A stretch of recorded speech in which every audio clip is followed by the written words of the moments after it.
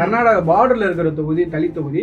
அதுக்கு வந்து திமுக அதிமுக அந்த ரெண்டு கட்சி தவிர்த்து தேசிய கட்சிகள் ஆதிக்கம் அதிகமா இருக்கிற தொகுதின்னு சொல்லலாம். குறிப்பா சொன்னா இடதுசாரிகள்.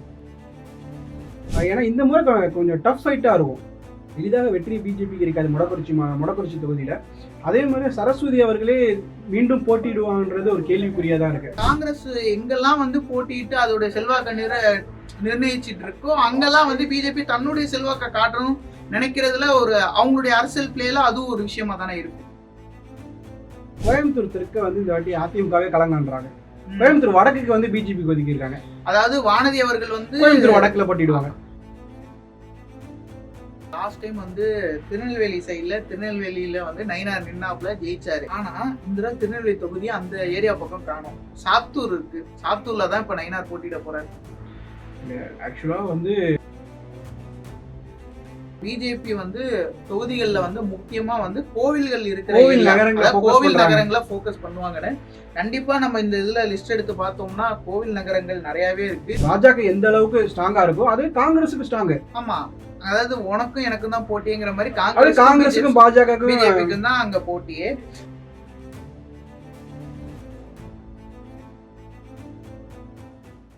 அறுவை சிகிச்சையில் குணம் இது ஆயுட்கால நிவாரணம். டாக்டர் ஸ்ரீவர்மாஸ் பனீர் 65. இது மட்டும்தான் பனீர்னா milky mist, only milky mist. வணக்கம் சுல்தான். ஏடிஎம்கேவோட அடுத்தடுத்த நகர்வுகள்லாம் பாத்தீங்கன்னா ரொம்ப காட்டுத்தீயா இருக்குன்னு தான் சொல்லணும். இப்போ பிஜேபி எந்தெந்த தொகுதிகளில் நிற்க போகிறாங்க, பாமக எந்தெந்த தொகுதியில் நிற்க போகிறாங்க அப்படிங்கிறது அஃபிஷியல் அனௌன்ஸ்மெண்ட்டும் வந்துருச்சு. இதே போல் அவங்க கூட இருக்க கூட்டணியில் இருக்கிற மற்ற கட்சிகளுடைய தொகுதியும் என்னென்ன அப்படிங்கிறத அறிவிச்சிட்டாங்க. இப்போ நம்ம பிஜேபியோட தொகுதிகள் மொத்தம் 27 தொகுதிகள். அந்த 27ல் என்னென்ன விஷயங்கள் இருக்குது அப்படிங்கிற அந்த இன்சைட்ஸை பார்க்கலாம். வணக்கம் சந்தோஷ். பிஜேபிக்கு 27 தொகுதிகள் ஒதுக்கியிருக்காங்க.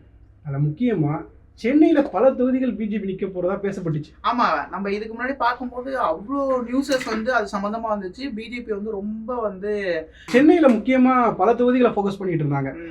வேளச்சேரி தொகுதி, டி நகர் தொகுதி, துறைமுகம் தொகுதி, மயிலாப்பூர் தொகுதி, அப்புறம் தௌசலைட் போன்ற பல தொகுதிகளை ஃபோக்கஸ் பண்ணிக்கிட்டு இருந்தாங்க. ஆனா என்ன சர்ப்ரைஸ்னா பிஜேபிக்கு சென்னையில ஒரே ஒரு தொகுதி தான் அதிமுக ஒதுக்கியிருக்காங்க. அதுவும் பாத்தீங்கன்னா மயிலாப்பூர்.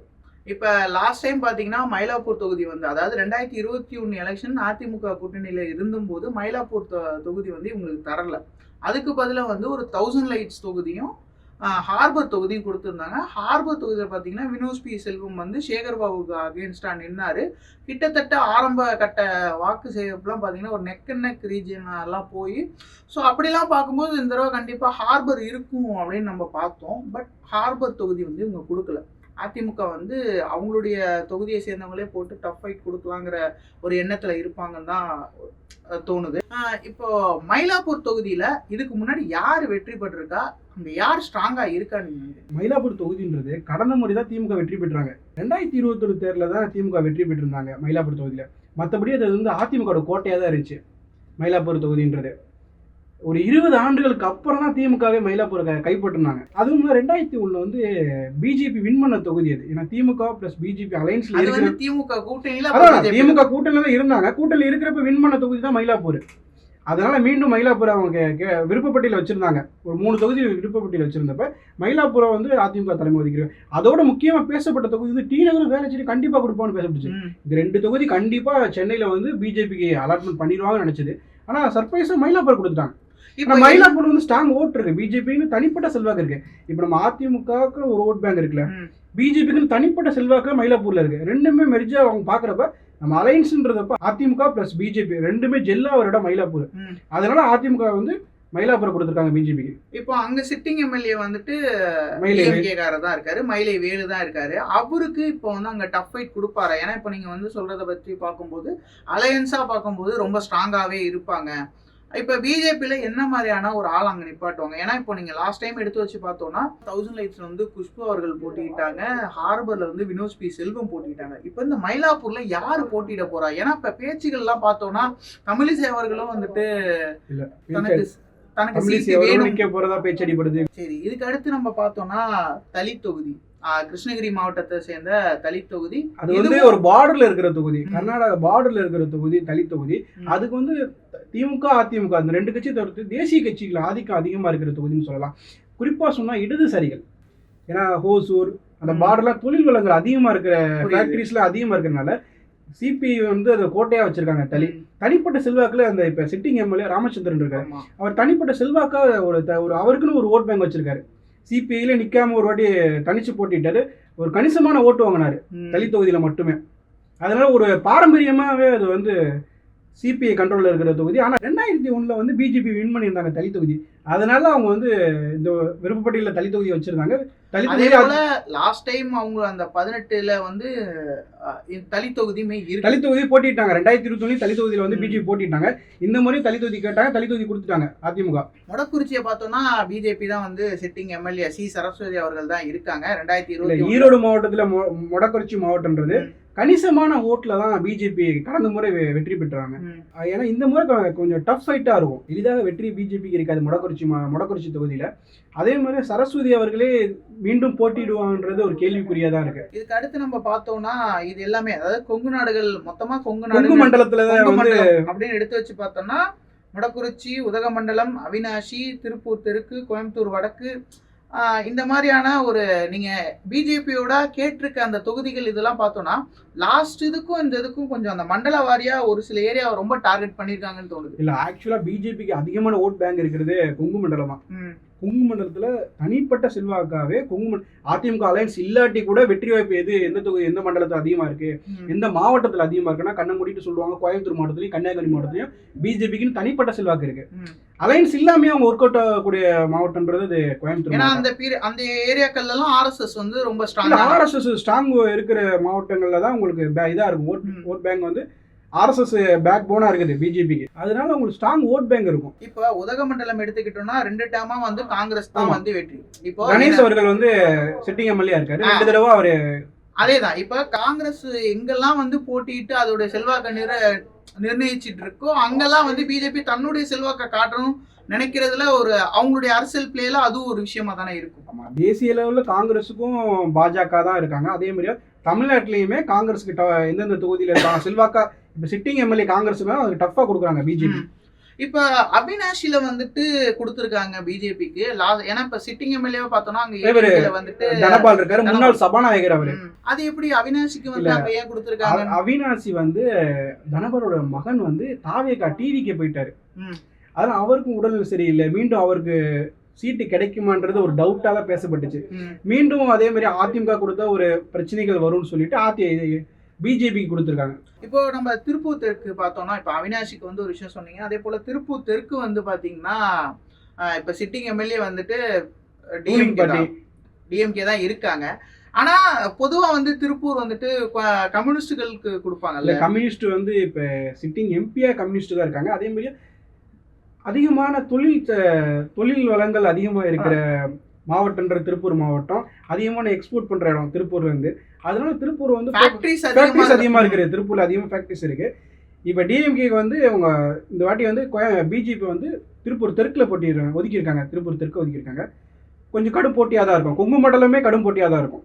ஓகே, ஏன்னா இப்போ அடுத்து பார்த்தோம்னா இப்ப கோயம்புத்தூர் வடக்கு வந்து வாங்கியிருக்காங்க. இதுக்கு முன்னாடி பாத்தீங்கன்னா கோயம்புத்தூர் தெற்கு அது வந்து மக்கள் நீதி மையமுக்கும் இவங்க வானதி அவர்களும் வந்து ஒரு கடுமையான நெக் அண்ட் நெக் இதுல போயிட்டு இருந்தாங்கல்ல. இந்த தடவை வந்து கண்டிப்பா அந்த நெக் அண்ட் நெக் இருக்கு வாய்ப்பு இல்லை. ஏன்னா இந்த வாட்டி கோயம்புத்தூர் தெற்கு வந்து இந்த வாட்டி அதிமுகவே கலங்கான்றாங்க. கோயம்புத்தூர் வடக்குக்கு வந்து பிஜேபி ஒதுக்கி இருக்காங்க. அதாவது வானதி அவர்கள் வந்து கோயம்புத்தூர் வடக்குல போட்டிடுவாங்க.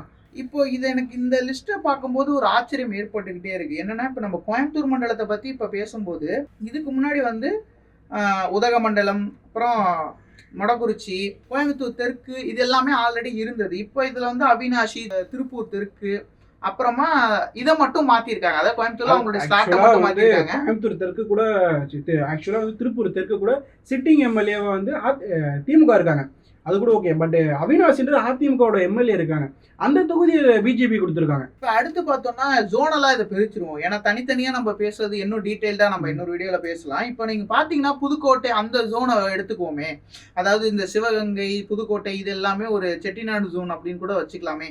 அந்த இதுல பார்த்தோம்னா கந்தர்வக்கோட்டை, புதுக்கோட்டை, திருப்பத்தூர், அப்புறமா பாத்தீங்கன்னா இது அறந்தாங்கி இருக்கு, மானாமரையும் போட்டிடுறாங்க. மானாமதுரை மானாமரை தனித்தொகுதியிலையும் பாஜக போட்டிடுறாங்க. இப்போ அல்டிமேட்டா நீங்க அந்த அதாவது சென்ட்ரல் ஜோன்ல இவ்வளோ இடங்களை வந்து தொகுதிகள் வந்து இவங்க இது பண்ணிருக்காங்க. இப்ப பாத்தீங்கன்னா இந்த வாட்டி புதுக்கோட்டையில மட்டும் 3 தொகுதியில போட்டிடுறாங்க.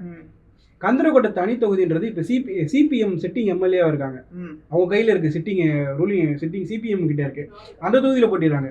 அதே மாதிரி புதுக்கோட்டை தொகுதியும் வந்து புதுக்கோட்டை தொகுதியில போட்டிடுறாங்க. புதுக்கோட்டை சிட்டிங் டிஎம்கே இருக்காங்க, ரூலிங் பார்ட்டி அவங்க இருக்காங்க. அதே மாதிரி அறந்தாங்கி காங்கிரஸ் கையில இருக்கு அந்த தொகுதி.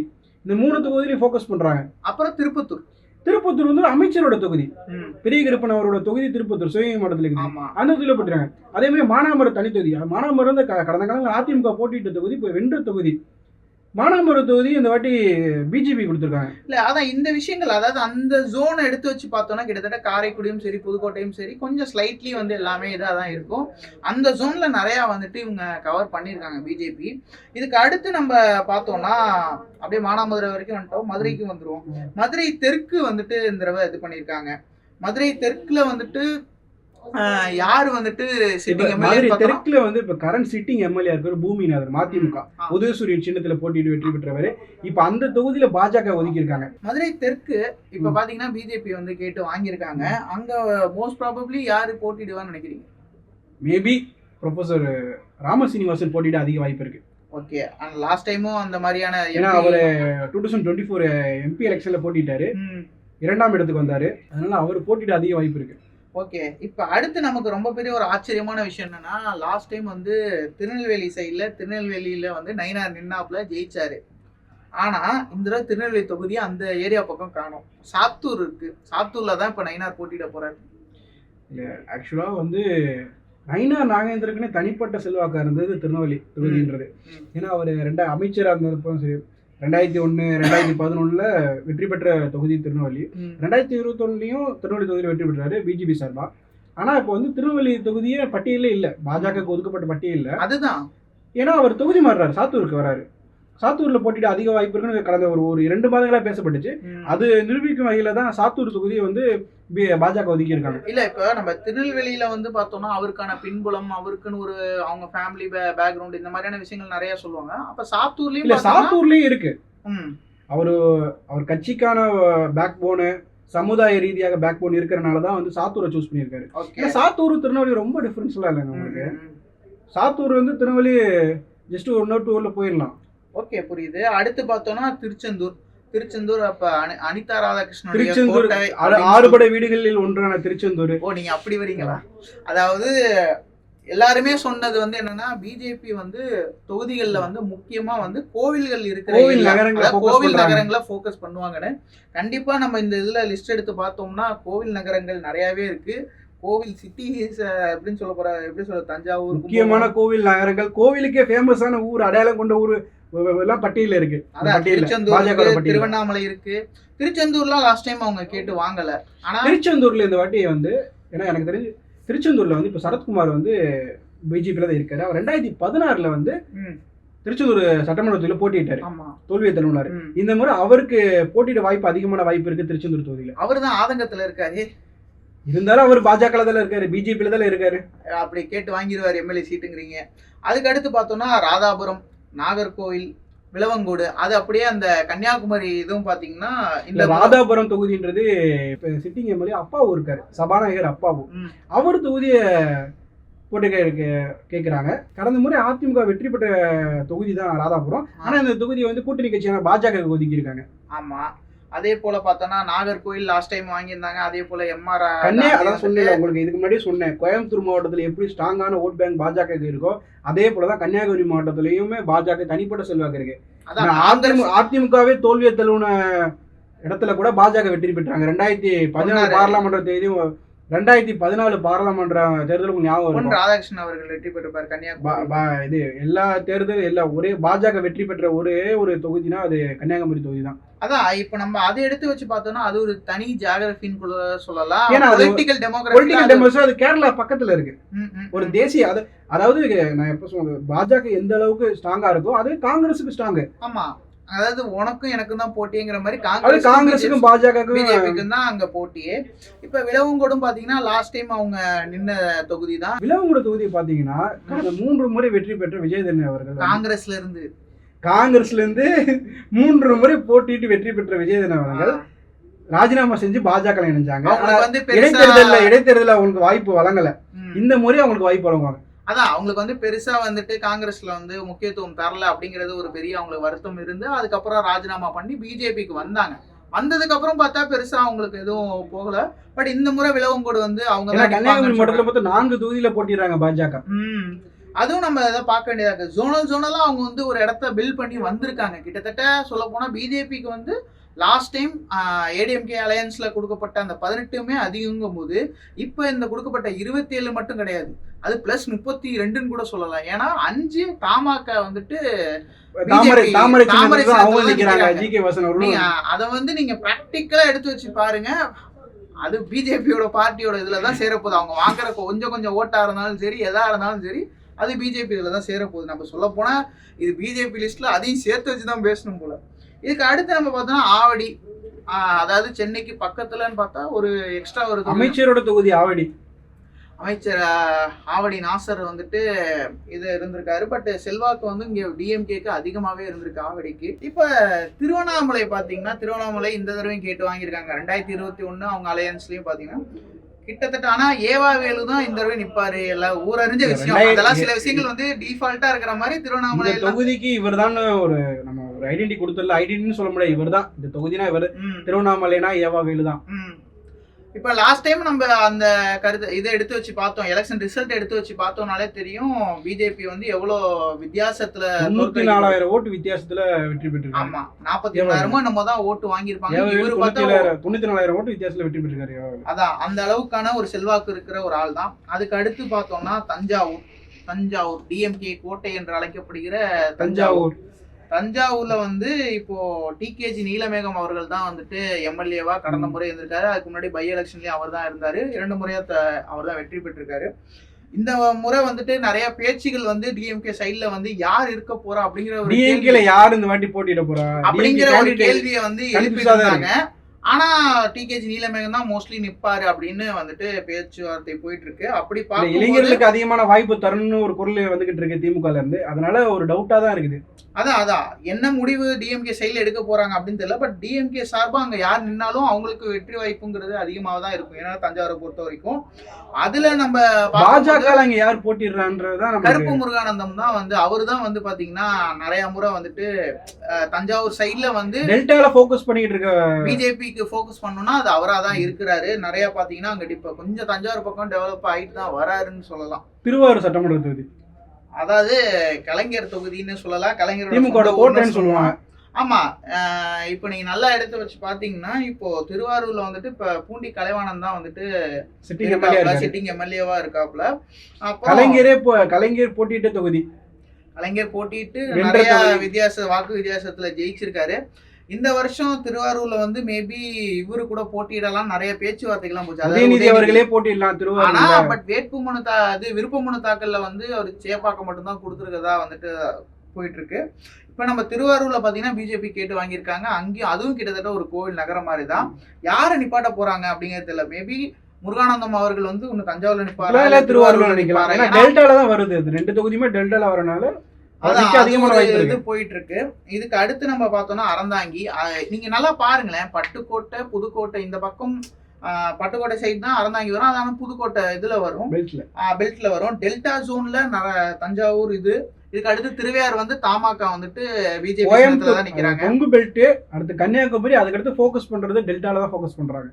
அதான் இப்ப நீங்க நல்லா பாத்தீங்கன்னா டெல்டால வந்து பிஜேபியோட சிம்பிள்ஸ் நிறையவே வர ஆரம்பிக்க போகுது. இப்ப நம்ம தமாக வந்து வேற ஒரு கட்சின்னு சொன்னாலும் அந்த சிம்பிள்ல தான் வந்து கும்பகோணத்துல போட்டிடுறாங்க. தாமரை சின்னத்துலதான் கும்பகோணத்துல அப்படி பார்த்தா உங்களுக்கு ஓட் பெர்சன்டேஜ் கணக்கு பார்த்தா பிஜேபியோட இதுல தான் வரும் பெர்சன்டேஜ் எல்லாமே வரப்போகுது. இப்ப தஞ்சாவூர், திருவாரூர், அப்புறம் பாத்தீங்கன்னா கும்பகோணம், இது எல்லாமே பிஜேபி சிம்பிள்ல வரப்போகுது. இதெல்லாம் ஒரு காலத்துல டிஎம்கே கோட்டை என்று அழைக்கப்படும் இடங்கள். இதெல்லாம் வந்து முட்டி மோதி பார்க்கலாம் அப்படின்னு பிஜேபி நினைக்கிறாங்களா அப்படிங்கறதுதான் ஒரு இது. அடுத்து நம்ம பார்த்தோம்னா அறந்தாங்கி வந்துட்டு பிஜேபி தான் கேட்டு வாங்கியிருக்காங்க. அறந்தாங்கி வந்து ஒரு காலத்துல எப்படி இருந்துச்சு அப்படிங்கிறத நீங்களே சொல்லுங்க. அறந்தாங்கி தொகுதின்றது ஒரு அதிமுகவோட கோட்டையாக இருந்துச்சு. ஏன்னா திருநாவுக்கரசு அறந்தாங்கியோட ஃபேஸாக இல்லை, புதுக்கோட்டை ஃபேஸாக இருந்தவர். இப்போ அவரோட பையன் தான் சிட்டிங் எம்எல்ஏவாக இருக்கார் காங்கிரஸ் சார்பாக. இந்த முறை வந்து அறந்தாங்கியை சூஸ் பண்ணியிருக்காங்க பிஜேபி. அதான் காங்கிரஸ் எங்கெல்லாம் சூஸ் பண்ணியிருக்காங்களோ அங்கே வந்து பிஜேபியும் சூஸ் பண்ணியிருக்காங்க. ஸோ மோஸ்ட்லி வந்துட்டு உனக்கா எனக்கான் தான் இது இருக்க போகுதுன்னு நினைக்கிறேன். புதுக்கோட்டை மாவட்டத்தில் 3 தொகுதியை சூஸ் பண்ணியிருக்காங்க வேற. அதான் நம்ம கவனிக்க வேண்டிய விஷயம் அது. இப்போ அடுத்து பார்த்தோன்னா மானாமதுரை தனி தொகுதின்றது ஒரு அதிமுக கைவசம் தான் இருந்தது பலமுறை. இப்போ சிட்டிங் எம்எல்ஏ இருக்கிறவங்க தமிழரசி முன்னாள் அமைச்சராக இருந்தவங்க கூட இப்போ அந்த தொகுதி வந்து பிஜேபி கேட்டு பெற்றிருக்காங்க. ஓகே, இப்போ மானாமதுரை அதாவது மொத்தம் இவங்க எத்தனை தனி தொகுதிகள், அதாவது தனி தொகுதி லிஸ்ட் எடுத்து வச்சு பார்த்தோம்னா தனி தொகுதியில மட்டுமே பாஜக 5 தொகுதி வாங்கியிருக்காங்க. அதிமுக 5 தொகுதி பெற்றிருக்காங்க. இதுக்கு அடுத்து நம்ம பார்த்தோம்னா ராமநாதபுரம் ஒரு ராமநாதபுரம்ன்றது கோயில் நகரம். அயோத்திக்கு அப்புறம் ராமேஸ்வரம்ன்றது ஒரு புனிதமான இடம். ஏன் லாஸ்ட் எம்பி எலெக்ஷன்ல கூட மோடி அவர்களே அயோத்தியிலும் நின்று ராமநாதபுரம் 2 தொகுதியில போட்டிடுவான்னு சொல்லப்பட்டுச்சு. அந்த அளவுக்கு பேசப்பட்ட தொகுதின்றது ராமநாதபுரம். லாஸ்ட் டைம் நின்றாங்க ராமநாதபுரத்தில். இப்போ கரண்டா சிட்டிங் எம்எல்ஏவா திமுக சார்பாக தேர்ந்தெடுக்கப்பட்ட காதர்பாட்சா முத்துராமலிங்கம் இருக்காரு. அவர் அந்த தொகுதியோட அந்த மாவட்ட செயலர் கூட. இப்போ அந்த தொகுதி திரும்ப அந்த தொகுதியை வந்து பாஜக ஒதுக்கியிருக்காங்க. ஓகே, லாஸ்ட் டைம் வந்துட்டு ராமநாதபுரத்துல இப்ப காதர் பாட்சா அவர்களை வந்துட்டு போட்டிட்டு தோல்வியை பெற்றிருக்காங்க. இந்த முறை வந்து ராமநாதபுரத்துல செல்வாக்கு உயர்ந்திருக்கும்னு நினைக்கிறீங்களா? ராமநாதபுரம் தொகுதியில கிட்டத்தட்ட 50,000 ஓட்டு வித்தியாசத்துல திமுக வேட்பாளர் காதர் பாட்சா முத்துராமலிங்கம் வெற்றி பெற்றாரு. பிஜேபி சார்பா அங்க கடந்த 2027 குப்புராம போட்டிட்டாரு. அவரை எதிர்த்து திமுக சார்பா காதர் பாட்சா முத்துராமலிங்கம் போட்டிட்டாரு. 70,000 ஓட்டு வித்தியாசத்துல வெற்றி பெற்றாரு காதர் பாட்சா முத்துராமலிங்கம். அது கடந்த முறை ராமநாதபுரம் வந்து நம்ம பார்த்தோம்னா முஸ்லீம் ஓட்டுகளும் வந்து சிறுபான்மை ஓட்டு இங்க அதிகமா இருக்கு. ராமநாதபுரத்தை பொறுத்தவரை நீங்க சிறுபான்மை ஓட்டு, மீனவர்கள் ஓட்டு அதிகமா இருக்கு. இதுக்கு அடுத்து பார்த்தோம்னா குளச்சல் பிரின்ஸ் அவர்கள் கிட்டத்தட்ட 3 முறை எம்எல்ஏ இருக்காரு காங்கிரஸ் சார்பாக. காங்கிரஸ் செல்வாக்கான தொகுதியில குளச்சலும் ஒன்று. பெரும்பாலுமே கன்னியாகுமரி மாவட்டத்துல வந்து அதிமுக போட்டியிடுவதை காட்டிலும் பாஜக ஒதுக்கிடுறாங்க. அதே மாதிரி பாஜகன்னு சொல்ல போனா மொத்தம் இருக்க கன்னியாகுமரி மாவட்டத்திலே மொத்தம் 6 தொகுதி தான் இருக்கு. ஆனால் 4 பாஜக, 1 தமிழ் மாநில காங்கிரஸ். ஒரே ஒரு தொகுதியில தான் அதிமுக போட்டிடுறாங்க. ஓகே, இப்போ குளச்சலுமே வந்து பாத்தீங்கன்னா லாஸ்ட் டைம் இவங்க போட்டிட்டு இருக்காங்க, பிஜேபி போட்டிட்டு இருக்காங்க. இந்த முறையும் கேட்டு பெற்றிருக்காங்க. வெற்றி வாய்ப்பு வந்து காங்கிரஸ்க்கு அங்க வந்து 3 முறையா அவரது பிரின்ஸுங்கிறது தான் ஜெயிச்சிருக்காப்புல. இந்த முறை பிரின்ஸ் போட்டிடுவான்றது ஒரு கேள்விக்குறி. வேற யாராவது புதியவர்கள் நிக்க கூட வாய்ப்பு இருக்குன்னு சொல்லப்படுது. ஓகே, ஆனா காங்கிரஸ் சாதகமா இருந்தது. கடந்த காலங்களில் காங்கிரஸ் சாதகமான தொகுதி. ஓகே, அடுத்து பார்த்தோம்னா பத்மநாபபுரம் அமைச்சர் மன தங்கராஜ் அவரோட தொகுதி. பிஜேபி வந்து ஃபர்ஸ்ட் தடவை, அதாவது 1996 தான் தமிழ்நாட்டில் வின் பண்ண தொகுதின்றது அது பத்மநாபபுரம் தொகுதி தான். ஓகே, பத்மநாப சட்டமன்ற தொகுதியில முதல் வெற்றியை பெற்றாங்க தமிழ்நாட்டில் பாஜக. அதனால அந்த தொகுதியை கேட்கிறாங்க. அதனாலன்னு இல்லாம திரும்பி ஒரு வரலாற்றை படைக்கலாம் அப்படிங்கிற மாதிரியான ஒரு எண்ணோட்டத்துல தான் கேட்டுப்பாங்க நினைக்கிறேன். அப்புறம் லாஸ்டா பார்த்தோம்னா ராசிபுரமும் ஒரு மதிவேந்தன் சிட்டிங் அமைச்சர் அவரோட தொகுதியில பாஜக களமிறங்குறாங்க. ராசிபுரம்ன்றது ஒரு தனி தொகுதி. மேக்சிமம் ஒரு 5 தனி தொகுதியில போட்டிடுறாங்க. அந்த 5 தனி தொகுதியில் ஒண்ணுதான் ராசிபுரம் தொகுதி. ஓகே, இப்போ நம்ம ஓவராலா இதை வந்துட்டு ரிவ்யூ பண்ணி பார்த்தோம்னு வச்சுங்களேன், ஒவ்வொரு ஜோன்ல வந்து ரொம்ப, அதாவது கோயம்புத்தூர் ஜோனு, அடுத்து இந்த புதுக்கோட்டை, தஞ்சாவூர் ஜோனு, அதாவது டெல்டா, கொஞ்சம் ஸ்லைட் இந்த சிவகங்கை இந்த மாதிரியான ஏரியா, ராமநாதபுரம் இந்த மாதிரி ஒரு லைட்டா கோஸ்டல் ஏரியா, அப்புறம் கன்னியாகுமரி ஃபுல்லா இந்த ஜோன்ஸ் எல்லாத்தையுமே ஃபுல்லா ஆக்குபைட் பண்ணிட்டாங்க. நீங்க பாத்தீங்கன்னா அந்த 27 தொகுதியில பெரும்பாலும் நார்த் பெல்ட் இருக்கு. நார்த் பெல்ட்ல வட மாவட்டம், அதான் திருவண்ணாமலை இருக்கு, ஆவடி. பெரும்பான்மையா அவங்க போட்டியிருந்து பாத்தீங்கன்னா அந்த 3 ஜோன்ல தான் போட்டிடுறாங்க. அதான் அந்த வட ஆற்காடு தென்னார்காடுன்னு சொல்ல போற இதுல வந்து சென்னையில வந்துட்டு மயிலாப்பூர் தொகுதி, திருவண்ணாமலை தொகுதி, ஆவடி, இங்கிட்டு பார்த்தோம்னா திருவண்ணாமலை. மற்றபடியான முக்கியமான ஏரியாட்டு எல்லாமே பிஎம்கேக்கு தான் எனக்கு தெரிஞ்சு 18 இதுல வந்துட்டு பிஎம்கேவும் அதிமுகவும் செல்வாக்கு மிக்க ஆட்களா இருக்கிறதுனால அங்கெல்லாம் போயிடுவாங்கன்னு நினைக்கிறேன். அதே போல இவங்க கோயம்புத்தூரை வந்துட்டு ஃபோக்கஸ் பண்றது, கொங்கு நாடுல முடிஞ்ச அளவுக்கு எவ்வளவு ஃபோக்கஸ் பண்ணுவாங்க. ஏடிஎம்கே ஆல்ரெடி அங்க ஸ்ட்ராங் தான், இருந்தாலும் இவங்க எவ்வளோ தன்னால வந்து ஸ்ட்ராங் இது பண்ண முடியுமோ கேட்டு பெற்றிருக்காங்க. இதில் ரொம்ப புதுமையாக இருக்கிறது வந்துட்டு இந்த டெல்டா ஏரியாக்கள்ல இவங்க இப்போ ஃபுல்லாக ஃபோக்கஸ் பண்ணுறதும், அந்த கோவில் நகரங்களில் வந்து இவங்க ஃபோக்கஸ் பண்ணுறது, அப்புறம் மைனாரிட்டிஸும் இது வாக்குகள் வந்து சில இடங்களில் வந்து ரொம்ப இது பேலன்ஸ்டா இருக்கிற இடங்களையும் வந்துட்டு இவங்க இப்போ பார்த்தீங்கன்னா வாசுதேவன் தொகுதியை வந்து பிஜேபிக்கு ஒதுக்கியிருக்காங்க. அதில் அதிகமாக பிஜேபி சார்பு ஆனந்த் ஐயாசாமி போட்டிட்டு அதிகமாக வாய்ப்பு இருக்கு ஓகே ஓகே வாசுதேவன் தொகுதியில். ஏன்னா அவர் ஒரு ஆக்சுவலாக வந்து அவரோட பிரதருமே ஒரு முன்னாள் எக்ஸ்-எம்எல்ஏ. அவர் ஜோகோ நிறுவனர் வேம்புக்கு ரொம்ப வேண்டப்பட்டவர் ஆனந்த் ஐயாசாமி. இந்த மாதிரியான நிறைய விஷயங்கள் வந்து பிஜேபி சைடில் இருக்குது, பொறுத்திருந்து பார்க்கலாம். இதுக்கு அடுத்து பார்த்தோம்னா தமாகவுமே கிட்டத்தட்ட பிஜேபியோட அந்த சிம்பிளில் தான் அந்த சிம்பிளில் தான் இருக்காங்க. அவங்க போட்டியிட போகிற இடங்கள்லுமே வந்து அவங்களா கேட்டு பெற்றது அப்படிங்கிற மாதிரி தான் நம்ம வச்சுக்கலாம். பார்க்கலாம் என்ன நடக்க போகுது அப்படிங்கிறத பொறுத்திருந்து பார்க்கலாம். நன்றி.